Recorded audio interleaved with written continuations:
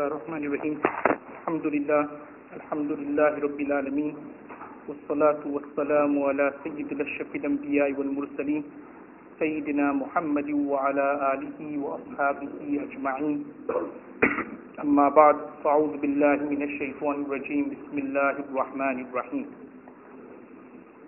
In last week's lesson we were looking at the section regarding janazah, regarding death and burial, regarding the rules and regulations, regarding the janazah salah, regarding what to do when a Muslim passes away.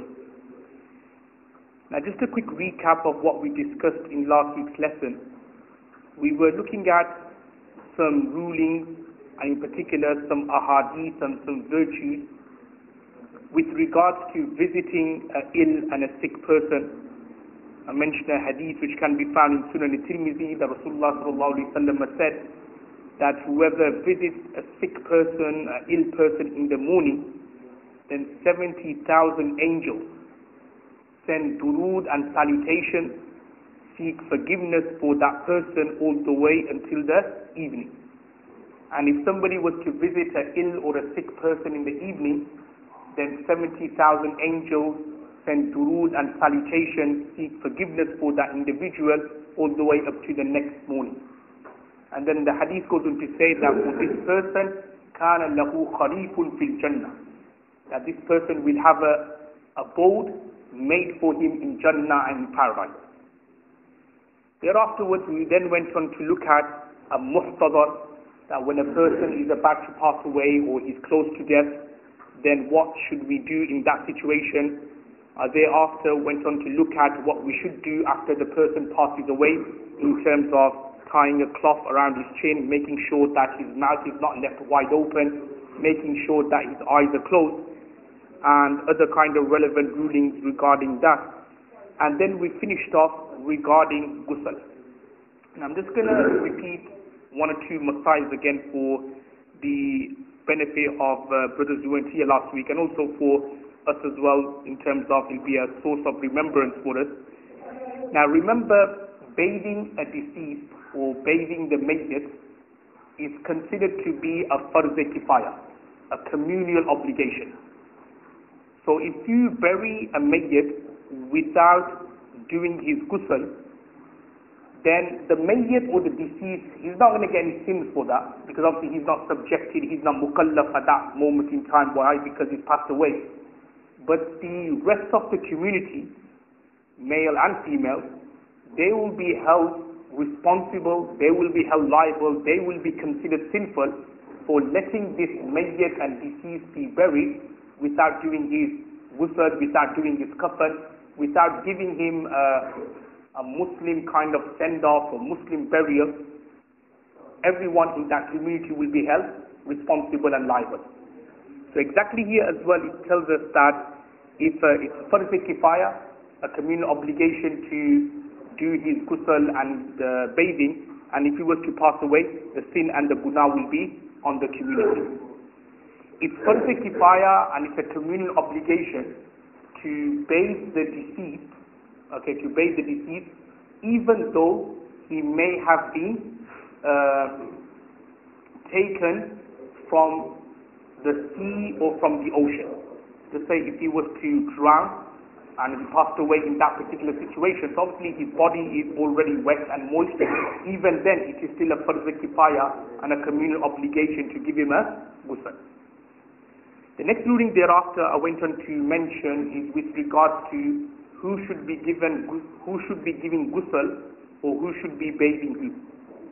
So I mentioned that if a little girl was to pass away who is below the age of 7, then the ruling is that women should give that girl a ghusl.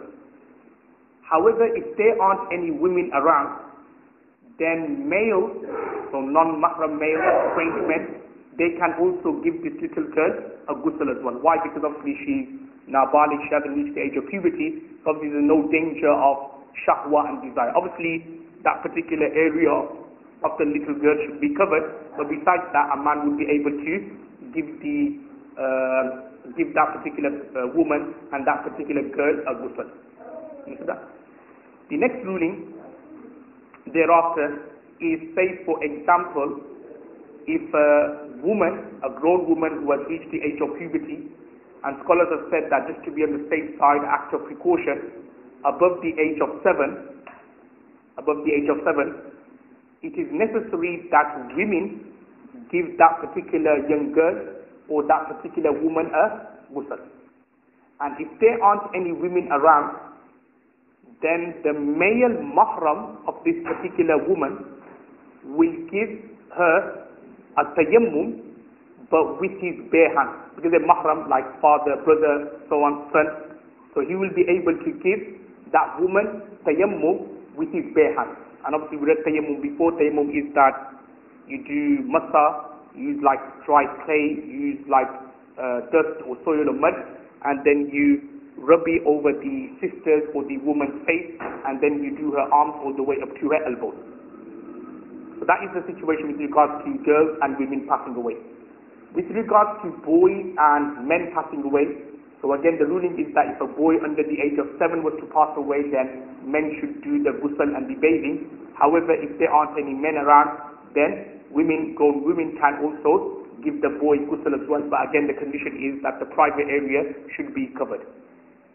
When it comes to grown men passing away or boys above the age of 7, then again the ruling this time, similar to the women, is that it has to be given by men. If there aren't any men around, then the female mahram of that particular boy who has passed away, or of that particular man who has passed away, such as the sister of the man, such as the mother, such as other kind of relatives, like you say for example aunties and so on, then in that situation, like aunties here means not your dad's brother's wife, but your mother's sister, so they are considered to be mahram, so therefore they can give tayammum with their bare hands. So they won't be able to give him a ghusl, but they will be allowed to give tayammum with their bare hands. However, if there aren't any female mahram around, but there are only non-mahram and strange women around, then in that situation they will have to give him tayammum, but this time they won't be allowed to give it with bare hands, so you have to be like covered with a cloth or something like that. So what they will do, they'll get a cloth, they'll rub it or they'll dab it onto some dust or some soil, and then they'll rub it over the person's face, the man's face, and then afterwards then they would rub it over his arms all the way up to his elbows, and that would be his ghusl and his bathing done. Now, when I was explaining, I on purpose didn't mention the ruling with regards to wife and husband. The reason why is that there's a slightly set of different rules when it comes to if a wife was to pass away, or if the husband was to pass away, and whether one or the other will be able to do the ghusl and bathing of their spouse. Now, the ruling is that if a wife was to pass away first, then the husband would not be allowed to give ghusl to his wife. And the main reason for this is because when a wife passes away, then it's considered in the Hanafi fiqh that straight away, automatically, the nikah is broken. Okay, the nikah between the husband and the wife is broken, even to the extent that if at that particular moment in time, if the husband now wants to marry someone else and so on, that is totally allowed, totally permissible. However, if the husband was to pass away first, because the wife's nikah with the husband is still intact in terms of she will now have to observe a iddah, a waiting period, as mentioned in the Holy Quran, 4 months and 10 days. Then up to 4 months and 10 days, the wife's nikah and marriage with the husband is still valid, it's still there. So therefore, if the husband was to pass away first, obviously the rulings which I mentioned before, that has to be applied in terms of, men should do the husband's ghusl. However, if there aren't any men around, then instead of having na-mahram or ghair-mahram, strange women doing the husband's tayammum, or say for example mahram, but they can only give tayammum to the husband, what you could do in that situation is that the wife would be allowed to bathe the husband in that particular situation. So that is the only exception, but generally speaking, as I mentioned before, a man passes away, then it's only in that only a man can do the ghusl, a woman passes away, only women can do the ghusl. If there aren't women around or men around, then as I mentioned, the scenario, the procedure, what you'll have to do is that the member from the other gender or from the other sex, they will have to do tayammum of the mayyit of the deceased, whether it's a man or a woman. And obviously if it's a mahram, a relative of the deceased, then in that situation she or he will be able to do tayammum with their bare hand. And if it's a ghair mahram or a stranger to the mayyit and to the deceased, then they will only be able to do tayammum with a cloth or something without touching the skin of the mayyit and the deceased. Now, just a couple of more rulings regarding ghusl and bathing here.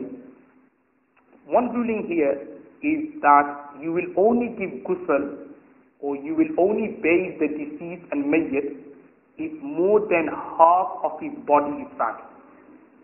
If a bit of his body is found, just say for example, his body was like cut to pieces, he was mutilated, and you only found, say, an arm or his hand, then in that situation there is no legal requirement of bathing that body part.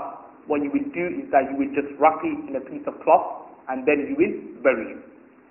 So this ruling regarding bathing the deceased is only when you find half or more than the body of the deceased. Irrespective whether the head is on, that's irrelevant. So just say if you were to find from his feet upwards more than his waist, say up to his like stomach, you were to find that piece of body, then that's sufficient for you to bathe that and to do the sunnah kafan. However, as I said, if only a part of his body is found, just say his head was found, his arm was found, or just his leg was found, then in that situation it's not necessary, it's not a legal requirement that you have to wash that area. What you do is just wrap it in a piece of cloth and then you will bury him. Another very important ruling here is that when it comes to ghusl, and also when it comes to like burial and kafan, we in Islam say that it's again an obligation that the body has to be buried. The body has to be buried. You can't burn the body. You can't, for example, throw the body in a rubbish bin or something like that, but it has to be buried. Now, keeping this particular rule or principle in mind, there is something which unfortunately many Muslims are very, very heedless of nowadays, and that is with regards to the cord of a baby when the baby is born. Now, what normally happens is that obviously when a baby is born, then obviously the cord, the nurses, they'll cut it. Now, if you don't ask for it, what they will do is that they're just going to put it into the hospital incinerator and it's going to get burnt. Now, that is something which is unlawful and haram. Any kind of body part, this is like our belief in Islam, that any body part, it can't be burnt. Even though it could be like, someone's finger or something like that, you can't just say, let's like chuck in the bin or let's throw it away. No, any kind of body part, it has to be buried. Even to the extent that when you look through the classical books of fiqh, they do say that when you cut your nails, you shouldn't actually throw in the bin, but you should actually, bury, even like when you're cutting your hair, you should actually get it together and then bury. Just like latter-day scholars have said that it's going to be a bit difficult to do that all the time. So they've said that, okay, if you were to get it together and then put in a bag and then dispose of it in a dignified way, I put in a bin and then obviously they afterwards then put in the incinerator, that is okay. But generally speaking, any body parts of an individual, it has to be disposed of in a dignified way. Yeah, and the best way and the dignified way of disposing of something is by burying. Now going back to the masla here with regards to the cord, as I was saying that what they normally would do is that if you don't ask for it, the nurses, they'll put it into the hospital incinerator and it's just going to get burnt. And you'll get sin and you'll get guna for that. So therefore what you have to do is that, and if you obviously ask them, they do give it to you. It's not like they'll say, no, you have to like pay extra or something like that. It's nothing like they don't charge you or anything like that. What they will do, if you ask them that, look, can I have the cord? They'll actually put it nicely for you in a packet, and then what you do is just bring you home and then just bury it somewhere or whatever, just bury it somewhere, and then that would be your responsibility then. Okay, so what I'm trying to say is that the cord from a baby, that is also like at the end, the placenta, that's also like a body, it's like the organ of the human, and the rule is that you have to bury that and to let it be burnt in the hospital incinerator, then you will be considered liable, you will be considered sinful for your actions. So it's very important that you keep that in mind. And obviously what you should do is that, because as I already said, that because it already comes packed, so there's no need for you to put it in a cloth and then bury. Obviously, if you would say, if the birthday, for example, took place at home, say for example, or if it was say in other countries where they may, it's not like really good or hygienic when it comes to the delivery of the child. So obviously, in that situation, the cord, you get it together, you'll put it in wrap it around a piece of cloth, and then you bury it. As I said, nowadays, if you do have a birth in the hospital, they'll pack it for you in a big, kind of package. They'll pack it for you. So what you do, there's no need for you to then wrap a piece of cloth around it. You just get hold of it and then bury it, and that would be considered sufficient, and that would be okay. Now, the next section which we're going to start here, after looking at the ghusl, is the kafan masla, with regard to the shrouding. Now, there are three pieces of clothing which is used when we do the kafan and the shrouding of a Muslim male. We'll come back to the Muslim woman later, but when it comes to a male, there are three clothing which we use. The first one is called a lifafa. And lifafa, in terms of size and length, it's basically a bit longer than a person's head and a bit longer than his legs. So basically, let's say for example, if someone is 6 foot tall, so when you do his lifafa, it should be a bit longer than his head, and it should be a bit longer than his legs and his feet. Why? Because remember, the lifafa is going to be the final cloth which we wrap over the deceased, and because it's going to be that cloth where we kind of wrap it at the end, so therefore it's kind of necessary that it has to be a bit longer than the actual individual and the actual mayyit. So that's the first cloth. The second cloth which we use in Arabic is called the izar. And the izar, in terms of its length and size, it's from the mayyit or the deceased head all the way up to his feet. So that is the size of the izar. And the third kapra, or the third garment which we use, is called a qamis. And a qamis, in terms of size, it's similar to the lifafa. But what happens in the qamis is that you make a V cut in the middle. So you fold it into half, into two, and then you make a V cut in the middle. And the reason why you make a V cut in the middle is so that the mayyit or the deceased head could go through that particular slit and through that particular hole. So the qamis, again, in terms of the length, it's going to be similar to the lifafa. But what you do is that you just fold it in half, and then in the middle you do a V cut so that the mayyit can place his head through that particular hole. So these are the three clothing. Now, as I was explaining in last week's lesson, that to understand these rulings, it's best that you actually witness how they do it themselves. Like you actually go to a funeral parlor, you actually go to a masjid, and you try to see how they exactly do it so that you kind of remember it. Obviously, all these rules and regulations which are mentioned, you'll probably understand it now, but if I was to ask you the next week or 2 weeks later, you'll probably forget it. However, when you experience something yourself, when you do it yourself, then you remember it properly.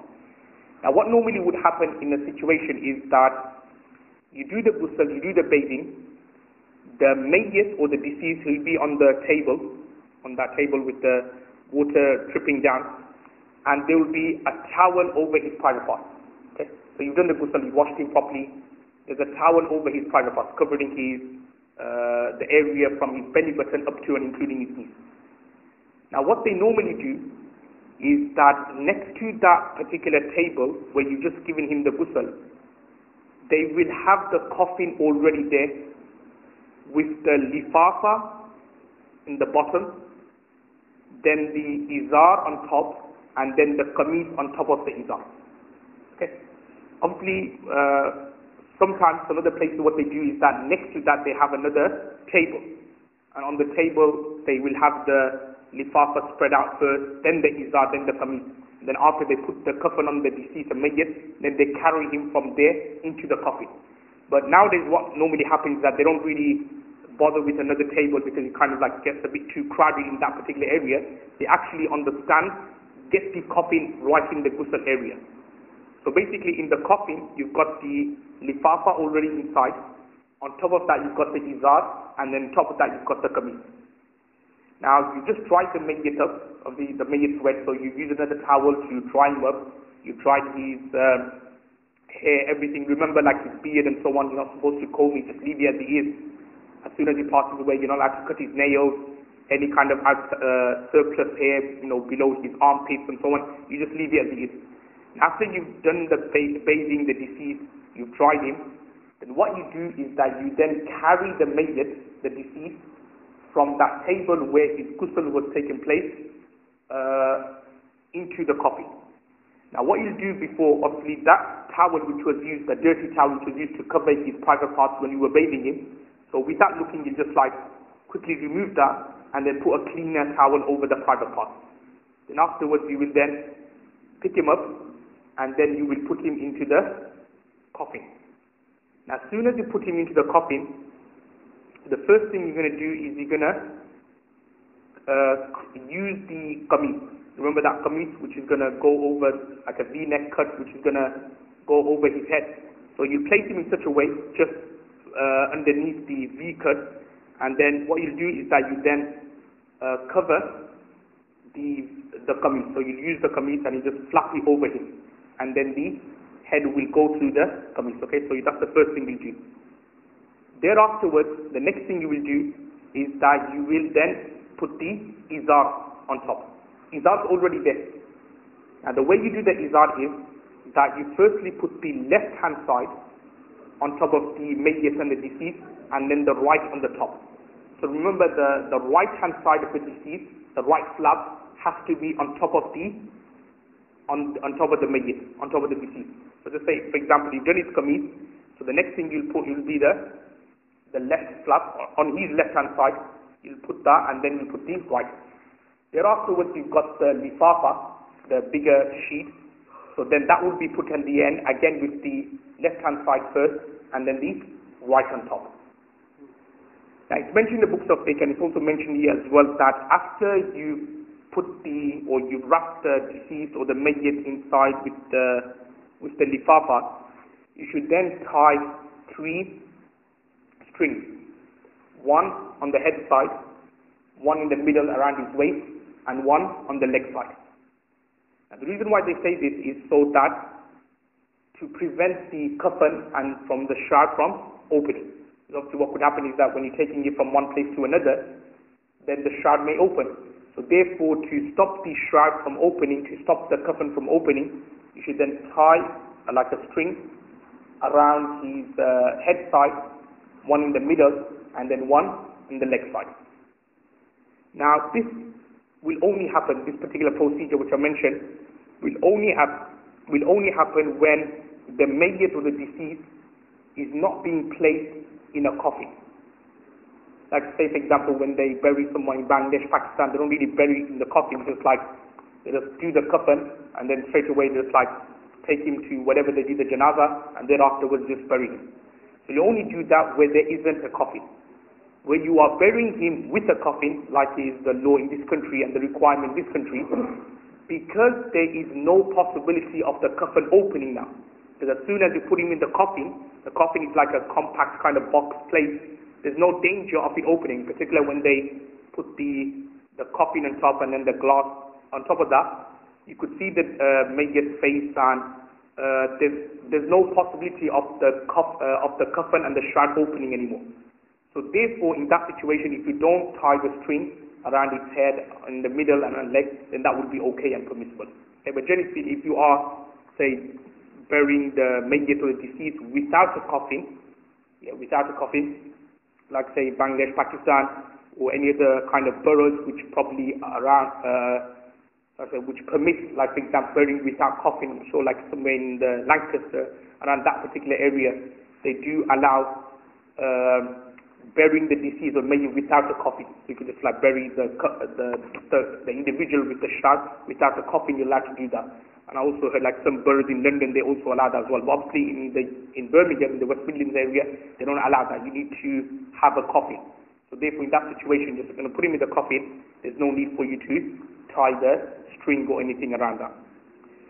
So that is the masla with regards to the kafan and the shrouding. Now, with regards to women, some of the masala here with regards to the kafan as well. Now, with regards to women, women will have in total 5 clothes. So 3 which are mentioned, the izar, the lifafa and the qameez, and they will have 2 more extra garments. They are called the khimar, which means a headscarf, and number 5, they will have a sinaband. Now, khimar is a headscarf. Sinaband is just basically in English is called a waist wrapper. Another extra sheet of clothing which they will put over their chest area to cover their aura and their chest and their breasts and so on. So these are the 2 additional clothing a woman will put. Now, the way we do a sister's or a woman's kafan or shrouding will be that firstly, exactly same that she will put the qameez on, and then after putting on the qameez, before you wrap her with the izar, you will then put her headscarf on.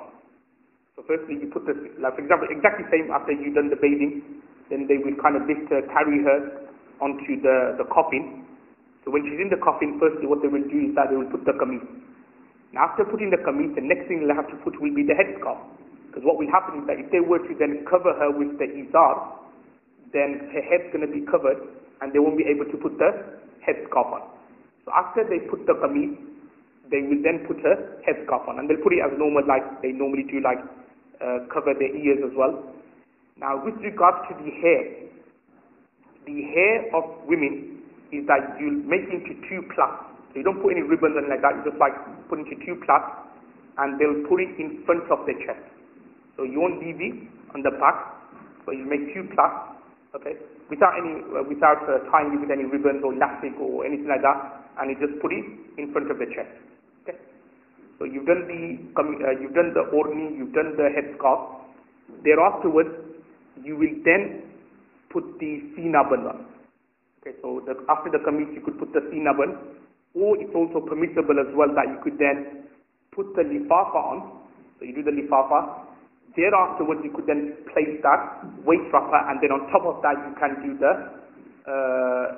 after you've done the izar, then the sinaband, then you put the waist wrapper, and thereafterwards on top of that you can do the lifafa. So there's a couple of situations what you like to do. Okay, so that's how you do very briefly a woman's shrouding and a woman's kafan. Now, some of the masail here with regards to kafan, the first ruling is that it's not permissible to write du'as or verses of the Holy Quran, or to place a taweez in or on the kafan. So not on the actual kafan, you're allowed to write du'as. Similarly, you're not allowed to place taweez inside the kafan. Some people do that, you're not allowed to do that. However, it is permissible to place, say for example, cuttings of the ghilaf. Ghilaf means the curtain of the Kaaba inside the kafan. What happens is that, the ghilaf of the Kaaba, once a year they remove it and they put a new one on. So the old one, what they do is that they cut into pieces and then they give it to people to take. Now in that situation, if say for example, if you do have a piecing or a cutting of the Kaaba, the curtain of the Kaaba, what you could do is that you can actually place that in between the kafan, or inside the kafan, or inside the lifafa or izar. That is allowed, that is permissible. Scholars have said that if it's done with the intention of tabarruk meaning barakah and blessing, then that is allowed and that is permissible. As I mentioned before, that this particular kafan or the method of kafan which I mentioned, the lifafa, izar and qameez, will only apply or will only be applicable if, say for example, a body is found. In terms of like more than half of the deceased is found, and you've given him a sunnah ghusl before. If say for example, if you just found a piece of, just say you found an arm or a leg or just say half the body, then in that situation there is no sunnah kafan. What I mean by sunnah kafan is that You still wrap him in a piece of cloth, but there is no sunnah kafan in terms of you wrapping it with izar or lifaf or kameez. That is not necessary. Just wrapping it in a piece of cloth, then that would be considered sufficient, and that would be allowed.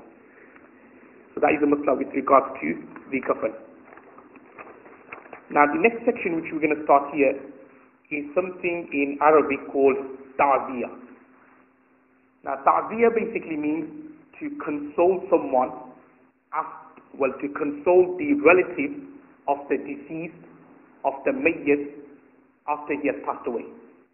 So just an example, somebody's passed away, then to go and then console his family, just to give them some advice, some strength, just to listen to them, just to be there for them if they need any help or assistance, taking them from hospital to from these kind of little things, then that is called ta'ziyah.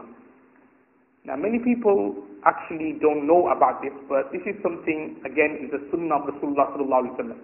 You could easily class or term this as one of those forgotten sunnahs of Rasulullah sallallahu alaihi wasallam, which we unfortunately have forgotten, which we unfortunately don't do anymore nowadays. So last week when I was talking about visiting the ill or sick people, nowadays it's become like no one even thinks of it to be sunnah. If someone's sick, we don't even bother about them, we don't even care about them. However, when you look at the sunnah of Rasulullah sallallahu alaihi wasallam, whether someone was a Muslim or a non-Muslim, he would go and visit them when they were really ill, when they were sick. Rasulullah sallallahu alaihi wasallam would make time for them. And similarly here as well, that when a person passes away, then to go and to console the close relatives of the deceased, then that is called ta'ziyah. Now just a couple of rulings with regards to ta'ziyah and consoling someone. This ta'ziyah lasts for 3 days after the person's death. Just say if somebody was to pass away on a Monday, then Monday, Tuesday, Wednesday, Thursday. So up to Thursday, that is the deadline for you to do the ta'ziyah in terms of going to his house, meeting him, saying, just like being there for him, saying some nice words of praise for the deceased, and then leaving. It only lasts for 3 days. And the reason why is that it's mentioned in a hadith that Rasulullah sallallahu alaihi wasallam has said that when a person passes away, the period of mourning lasts for 3 days. Generally speaking, only lasts for 3 days. The only exception is for a wife. When a husband passes away, her period of mourning lasts for 4 months and 10 days. But for anybody else, just say your father passed away, your mother passed away, your sister, your daughter, your brother passed away, then for them, even to extend, like when your wife passes away, the period of mourning is only for 3 days. For 3 days, you're sad, you try to abstain from, fanciful clothing and so on, fair enough. But after that, then to continue with that kind of, mourning period, feeling sorry for yourself, and that is something which the Sharia doesn't allow. Because we mentioned the hadith that sabr, or being patient. Now being patient when a person passes away, as mentioned in the hadith, is at the very first moment. What I mean by that is that over time, slowly, you get used to that person passing away. Just for example, your father passed away. Obviously, 5 years later, 10 years later, you get used to it, and then you then learn to go along and move on with your life, with your own family and so on and so forth. But the main part of patience or sabr is that when your father passes away, or when someone close to you passes away, your mother, your son, so on and so forth, at that particular time, you do the sabr, you do the patience. Now, what does patience and what does sabr mean when somebody passes away? The meaning of sabr or patience is, two things. Number one is that you are happy with Allah's taqdeer, or with Allah's judgment. And number two, the second part of patience is that you do not get hysterical or intentionally or purposely. You don't start crying and you don't start getting hysterical about the whole death and about the loved one passing away. That is against sabr. Yes? So sabr is basically you are happy with Allah's choice and taqdeer. So if somebody passes away, firstly you have to believe that look, Allah subhanahu wa ta'ala, He's Hakim, He's the most wise. Now whatever Allah subhanahu wa ta'ala does, whatever Allah subhanahu wa ta'ala decrees, our belief is that He's done it for a reason, He's done it for a particular good. And this is something which is important because Unfortunately, sometimes what happens is, and this is where many Muslims actually go out of the fold of Islam. You speak to them, and just say they were young and their father passed away, and they think, oh, why did Allah? They actually speak in this way. Why did Allah take my father away for? Why did Allah take my son away for? Why did Allah take my daughter away from? They start questioning Allah subhanahu wa ta'ala's judgment and Allah subhanahu wa ta'ala's decree. And when that happens, this is very dangerous in terms of that will easily take you out of the fold of Islam. You start questioning Allah and say, why did Allah take away my daughter? She was only young. Why did Allah take away my son? She was only young. Why did he pass away in this accident for? Why couldn't it be somebody else? People sometimes talk like this. You're then questioning Allah's decree, that takes you out of the fold of Islam. What you have to do, even though it may look very harsh, like a young child passed away, it wasn't meant to pass away, but it just happened, you shouldn't then question anything. You should just say, okay, it was meant to happen. Allah subhanahu wa ta'ala has decided something good for the child, for the kid, for us. It could be a source for us to enter Jannah paradise. Mentioned the hadith that if a young child passes away before the age of puberty, then it can be a source of guidance or source of hidayah for the parents in terms of they can also enter Jannah and paradise because of that. So it could be a reason why Allah took the child at that particular young age. So that's one thing. And the second thing, which is very important, which is also part of sabr, is that you intentionally or purposely don't get hysterical and don't start crying intentionally and purposely. If you were to come out your cry, that's different, that's salah. Again, some people think that when somebody passes away, you're not supposed to cry. Some people, they think this, that, oh, you're not supposed to cry. There are many hadiths which we'll probably look at next week, where Rasulullah sallallahu alaihi wasallam's son Ibrahim, when he passed away, tears came out of Rasulullah sallallahu alaihi wasallam's eyes. A companion in the name of Uthman bin Mazun radhiyallahu anhu, when he passed away, Rasulullah sallallahu alaihi wasallam mentioned the hadith of Abu Dawud. He went, he kissed his forehead, and then tears rolled from Rasulullah sallallahu alaihi wasallam's eye onto Uthman bin Maz'un's kafan. So crying, if he comes out the cry, there's nothing wrong with that. But what the Sharia dislikes is that you purposely or intentionally cry. Like sometimes it happens that you don't have actually any feeling like somebody's passed away, but because you see other people crying, you start wading, you start like crying as well. You start start making a show that this is something like bad, something sad has happened. You do that, then that is something which is wrong. So these are two things which you should remember when it comes to a loved one passing away. Now just very quickly, I was telling you about ta'ziyah. The ta'ziyah only lasts for 3 days. After that, to do ta'ziyah is makruh. And this is something which is very important. And in particular, it happens in our culture, in our Bengali culture in particular, where sometimes, just say for example, 2 months before Eid, somebody passed away. And in our Bengali culture, it's considered that the first Eid afterwards, you need to go to the deceased family, and you need to then go and see them and then remind them of what happened before. So, and it happens a lot, like somebody passed away 2 months before Eid. So the first Eid afterwards, they'll go to the house and then they remind you, oh, if only your dad was alive, he would have, we would have gone to Eid, Salah together, we would have, gone to his house, we would have, had a joke, we would have laughed. They actually remind that. However, as I mentioned, the period of mourning only lasts for 3 days. Thereafterwards, to tell you, you're not supposed to even touch on that topic at all. It's gone, it's finished. Obviously, you could talk to in a praise way, that's okay. But to then touch on the topic like, oh, why did he pass away? Why was there accident? You're not supposed to do that. As soon as 3 days finish, that's it. It's gone. You need to now move on with your life. So again, what happens is, in particular in our culture, is that the first Eid which comes afterwards, people go to the deceased house and they say, oh, look, if your dad was here, we could have gone to Eid together, we could have done this together. Normally, me and a dad, we go to such and such a person's house on an Eid day. It was like a ritual. Your dad's not here. They go and start reminding these kind of things to the family. Family slowly are trying to move and go ahead with their life. But what they do is start reminding them. And then they get more sad, then they start crying. Whereas a day of Eid should be a day of celebration, a happy occasion, but they kind of being sad and so on. There's no such thing like that, of day of Eid to be sad that somebody has passed away. There's nothing like that. So these kind of things should not be done at all. Okay, and remember the ta'ziyah, as I said, it only lasts for 3 days. However, if somebody, say for example, was out of the city and he couldn't do the ta'ziyah, for example, he was in another country and he couldn't do the ta'ziyah within 3 days, so say he came to the city, say 1 week after the death or 2 weeks after his death, then in that situation, if he was to console the individual, then that would be allowed and that would be permissible. And one other ruling is that within the 3 days, if you did do the ta'ziyah, you're not allowed to do the ta'ziyah again. So it's only done once. So when you go within the 3 days, when you've gone to that person's family and you console him, then that's it. Even if you're going there the next day, you're not supposed to remind them of, of their father, whoever has passed away, and say his praise and so on. You're not supposed to be doing that.